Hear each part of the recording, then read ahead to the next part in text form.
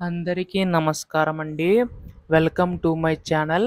ఆంధ్రప్రదేశ్ రాష్ట్ర వ్యాప్తంగా ఉన్న రైతు సోదరులందరికీ కూడా రాష్ట్ర ప్రభుత్వం అయితే కీలక అప్డేట్ అయితే జారీ చేయడం అయితే జరిగిందండి. సో, ప్రస్తుతం మనకి అన్నదాత సుఖీభవ పథకం సంబంధించి గాను నిధులనేవైతే విడుదల చేయడానికి సిద్ధమవుతున్నట్లుగా తెలుస్తుందండి రాష్ట్ర ప్రభుత్వం అయితే. సో, ప్రస్తుతం మనకి రాష్ట్ర ప్రభుత్వం తరపున ఈ యొక్క 14,000 అనేవి ఎప్పుడు జమ చేస్తుంది రాష్ట్ర ప్రభుత్వం అన్న దానిపై ఈ వీడియోలో పూర్తి సమాచారం అంతా కూడా తెలుసుకుందామండి. సో, రైతన్నలందరూ కూడా వీడియోనైతే పూర్తిగా చివరి వరకు అయితే చూడండి. అప్పుడే మీకు ప్రతి ఇన్ఫర్మేషన్ అంతా కూడా తెలుస్తది.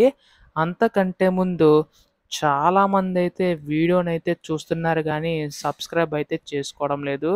సో, ఎవరైతే సబ్స్క్రైబ్ చేసుకుంటారో సో, మనకి అన్నదాత సుఖీభవ పథకం సంబంధించి ఏ చిన్న అప్డేట్ వచ్చినా గానీ మీకైతే వెంటనే తెలుస్తదండి. అలాగే వీడియోకైతే లైక్ చేయండి. దీని ద్వారా మరికొంతమందికి సమాచారం అనేది అందుతుంది. ఇంకా ఆలస్యం చేయకుండా వీడియోలోకైతే వెళ్ళిపోదాం. సో, మనకి ప్రస్తుతం ఏపీ రాష్ట్ర ప్రభుత్వం అయితే ఎన్నికల టైంలో అనేక హామీలనేవైతే ఇవ్వడం అయితే జరిగింది కదండీ! సో, దీనికి సంబంధించి గాను మనకి రాష్ట్ర ప్రభుత్వం అయితే ఏవైతే హామీలైతే ఇచ్చాయో అవన్నీ కూడా ఒక్కొక్కటి అమలు చేసుకుంటూ రావడం అయితే జరుగుతుందనమాట. సో, ప్రస్తుతం మనకి రైతన్నలందరికీ ఉపయోగపడేలాగా మహా పథకమైన అన్నదాత సుఖీభవ పథకం సంబంధించి గాను అప్డేట్ ఏంటని చెప్పి చాలామంది రైతన్నలైతే కామెంట్ చేయడం అయితే జరుగుతుందండి. సో, దీనికి సంబంధించి గాను రాష్ట్ర ప్రభుత్వం అయితే కీలక నిర్ణయం అయితే తీసుకోబోతుందనమాట. సో, గతంలోనే మనకి ఈ యొక్క అన్నదాత సుఖీభవ పథకం నిధులు కూడా విడుదల కావాల్సి ఉంటుంది. కాకపోతే కొన్ని కారణాల వల్ల అయితే విడుదల కాలేదనమాట. సో, ఎందుకంటే రాష్ట్ర బడ్జెట్ కూడా అంతంత మాత్రాన అయితే ఉందండి. సో, ప్రస్తుతం మనకి ఈ యొక్క అన్నదాత సుఖీభవ పథకం సంబంధించి గాను నిధులనేవైతే విడుదల చేయడానికి సిద్ధమవుతున్నట్లుగా తెలుస్తుందండి రాష్ట్ర ప్రభుత్వం అయితే.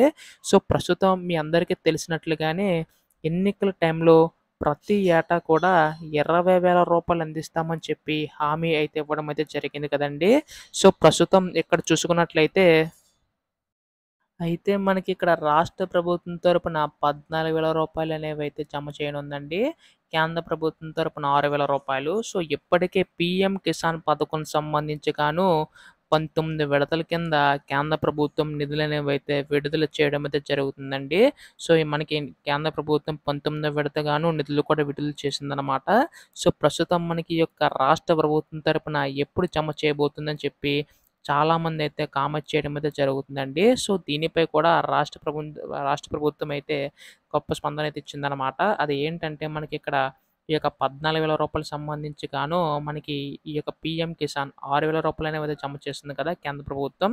అది కూడా మనకి విడతల వారీగా అలా ప్రతి సంవత్సరం 3 విడతల వారీగా జమ చేస్తుంది కదా! అలాగే మనకి రాష్ట్ర ప్రభుత్వం కూడా పీఎం కిసాన్‌తో పాటు 3 విడతలుగా జమ చేస్తామని చెప్పి హామీ అయితే ఇవ్వడం అయితే జరిగిందనమాట. సో, దీన్ని బట్టి చూసుకుంటే మనకి పీఎం కిసాన్ పథకం సంబంధించితో పాటునే మనకి రాష్ట్ర ప్రభుత్వం కూడా ఈ యొక్క 14,000 కూడా 3 విడతల్లో మనకి విడుదల చేసే అవకాశం ఉందండి రాష్ట్ర ప్రభుత్వం అయితే. సో, దీనికి సంబంధించి గాను మనకి కంపల్సరీగా కేవైసీ అయితే నమోదై ఉండాలనమాట. సో, ఎవరికైతే కేవైసీ నమోదై ఉంటుందో వారికి మాత్రమే ఈ యొక్క నిధులనేవైతే జమ చేసే అవకాశం ఉందండి. అంటే మీ యొక్క mobile number, Aadhaar card, bank account అన్నీ కూడా లింకప్ అయ్యి ఉండాలనమాట. సో, ఎవరికైతే లింక్ అయ్యి ఉంటాయో ప్రతిదీ కూడాని సో, వాళ్ళకి ఈ యొక్క నగదు జమ చేసే అవకాశం ఉందండి. సో, దీనివల్ల మనకి కౌలు రైతులు ప్రతి ఒక్కరికి కూడా ఈ యొక్క పథకం ద్వారా లబ్ధి చేకూరుతుందనమాట. సో, మనకి నగదు జమ చేసిన వెంటనే మీ యొక్క ఫోన్‌కైతే ఎస్ఎంఎస్ ద్వారా అయితే వస్తుంది. సో, ఈజీగా మీ యొక్క ఖాతాలో డబ్బులు జమ అయ్యాయో లేదో తెలుసుకోవచ్చనమాట. సో, ప్రస్తుతం దీనికి సంబంధించి గాను ఏ విధంగా అప్లై చేసుకోవాలని చెప్పేసి అడుగుతున్నారు. అయితే దీనికి అంటే ముందు కొన్ని షరతులనేవైతే ఉన్నాయండి. సో, అవి ఏంటో కూడా తెలుసుకుందాం. సో, మీలో మీ కుటుంబంలో ఎవరికైనా మనకి ట్యాక్స్ ఎవరైనా పే చేస్తే వారికైతే రాదండి. అలాగే 4 చక్రాల వాహనం ఉన్నా గానీ వారికైతే రాదనమాట. అలాగే మనకి కరెంట్ బిల్ అనేది 300 యూనిట్ల లోపైతే ఉండాలండి. ఇలా కొన్ని షరతులనేవైతే ఉన్నాయన్నమాట. దీన్ని బట్టి అర్హత కలిగినవారికి మాత్రమే రాష్ట్ర ప్రభుత్వం ఈ యొక్క నిధులు అందించేలాగా చర్యలైతే తీసుకుంటుందండి. సో, దీనివల్ల మనకి రాష్ట్ర బడ్జెట్‌లో మనకి కేవలం అర్హత కలిగిన వారికి మాత్రం కేటాయించడం వల్ల మనకి అనేక పథకాలకు సంబంధించి కానీ లేదా డెవలప్‌మెంట్ ప్రాసెస్ సంబంధించి కూడా మనకు ఉపయోగపడుతుందని చెప్పి రాష్ట్ర ప్రభుత్వం భావించి నిర్ణయం అయితే తీసుకుంటుందనమాట. ఇప్పటికే మనకి ఈ యొక్క ఎన్టీఆర్ భరోసా పెన్షన్ సంబంధించి కూడా మనకి అనర్హులు ఎవరైతే ఉన్నారో వారిని కూడా తొలగించడం అనేది జరుగుతుందనమాట. సో, ఎక్కువ బడ్జెట్ వాళ్ళకే కేటాయించడం జరుగుతుంది కాబట్టి వారిని తొలగించి ఎవరైతే అర్హులు ఉన్నారో వారికి మాత్రమే నగదైతే ఇస్తున్నారండి. సో, ప్రస్తుతం మనకి అన్నదాత సుఖీభవ పథకం సంబంధించి కూడా ఈ విధంగా ప్రాసెస్ జరిగే అవకాశం ఉందండి.